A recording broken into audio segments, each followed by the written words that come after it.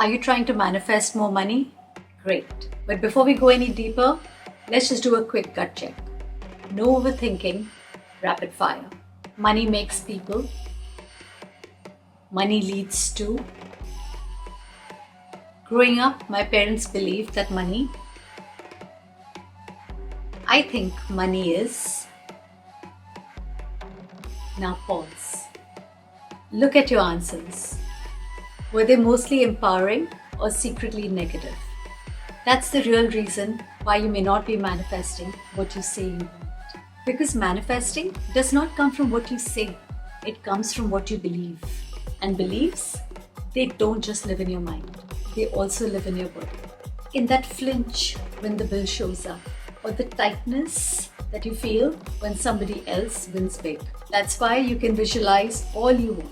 But if your nervous system tenses up every time you check your bank account, it's like driving with your foot on the brake. Today, we are not just talking about money.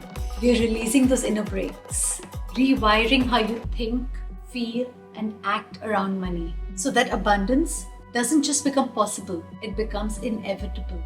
And we'll use a powerful mind-body technique towards the end to help you feel safe receiving more and keeping it. You don't attract what you want, you attract who you are and what your nervous system actually believes is safe for you. Brad Yates says it best. The extent to which you don't have what you want is the extent to which you're resisting it. So if part of you believes that money causes problems, that rich people get judged, I'm bad with money, what if I lose it? Then your subconscious is resisting wealth to protect you. It's not self-sabotage, it's safety. Your mind is doing its job. It's keeping you in familiar territory. And that is why affirmations alone don't work. If your body still fears the consequences of having more. So how do we shift our identity from lack to abundance? We've been taught that wealth is a destination, that once you have enough, you'll feel free and secure. But the truth is that wealth isn't a number, it's a relationship. Think of it like a partner. If you're consciously anxious around them, doubting them, afraid they will leave, then no matter how good they are, the relationship will feel unstable. Money is the same. If you don't trust it when you have $100, you're not going to trust it when you have $100,000. The fears just get bigger. What if I lose it? What if I can't keep it? What if people only want me because of it? Wealth, like dating, isn't about just finding the perfect one. It's about how you show up in the relationship. If you're always second guessing, bracing for heartbreak, or texting WYD at 2 a.m., it's not going to feel good, no matter how much they bring to the table. So let's clean up our money vibes. These 3 shifts that I'm going to be talking about right now will help you stop chasing and start attracting from a place of calm confidence.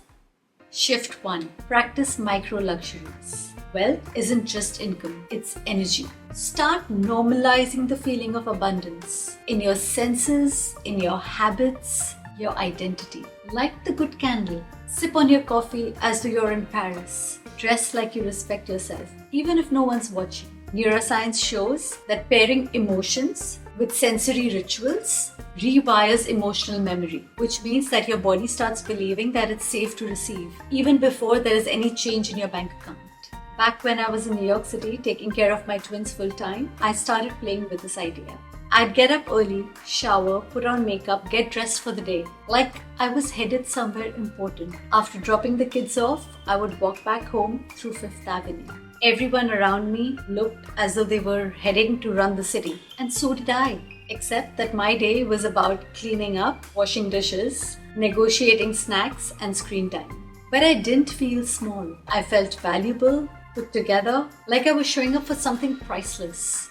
CEO of Chaos, CFO of Goldfish Crackers. I would window shop, soak in the city, and think to myself, I may not have a corner office, but I'm raising tiny humans with style, dignity, and self-respect. And that right there is abundance in action. Because wealth isn't just about what is in your account, it's the energy you carry, even if you're carrying a diaper bag. Shift number 2, upgrade your money language. Words just don't describe reality, they create it. If you say I can't afford it, you reinforce lack. And when you say it's not a priority, it's not something I value right now, or what can I do to afford it, you open doors in your brain.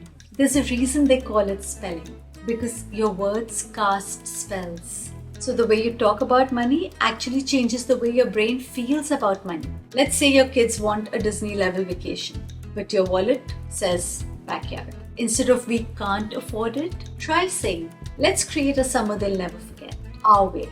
Scavenger hunts, movie nights, park picnics. You're not just saying no, you're saying you can make anything magical.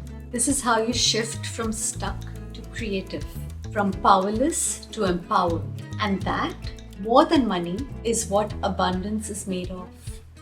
Shift number 3, act like someone who trusts that money is coming. This shift is all about sending a message to the universe and to yourself that abundance is on its way. Not by pretending to be rich, not by spending recklessly, but by acting like somebody who believes that money is safe even before it arrives. This might look like donating $1 a week, which shows that I have enough to share even when your pocket is tight.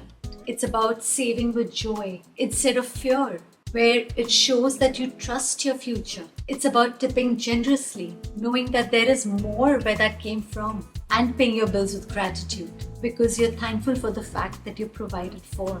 Your brain learns through behavior. So the more you act like someone who welcomes money, the more your nervous system starts believing that it is safe to receive. And when that clicks, that's when receiving becomes natural, automatic, inevitable. Now that we have shifted your mindset, let's work on the body. We're going to do a short EFT tapping session together to help clear the subconscious resistance and to calm the nervous system fast. So EFT, or Emotional Freedom Technique, is like emotional acupuncture, where we actually tap on certain parts of our body to release the energy flow and get our mind and body in sync. So if you're new to tapping, tap where I tap and say what I say. On the side of your hand, even though part of me still believes money isn't safe, I deeply and completely love and accept myself. Even though I've struggled with money, I'm open to change. Even though I've carried guilt or fear, I'm ready to let that go. Top of the head, I've been taught that money is stressful. Maybe I believed it was selfish to want more, or that I'd be judged for having it. But what if money is just energy? And what if it's safe to receive that energy now? I'm allowed to want more. I'm allowed to enjoy more. I'm allowed to receive with peace and purpose. I choose to speak about money with kindness. I choose to spend with trust. I choose to feel wealthy from within. I don't have to prove my worth. I already am worthy. Abundance is flowing. I'm learning to let it in. And it feels really, really good. I'm abundant. I love myself. And I am enough. Take a deep breath. Every time you say something about money, spend money, or look at someone else's success, you are either reinforcing scarcity or abundance. Let being wealthy feel boringly normal, because for the future you, it is. Tell me in the comments, what's one money belief that you're ready to let go of today? I'd love to hear from you. Thanks for watching. Changing your money story isn't easy, but it is so worth it, because the more you receive, the more you can give. And that is what real abundance is about. I'll see you in my next video. Bye-bye.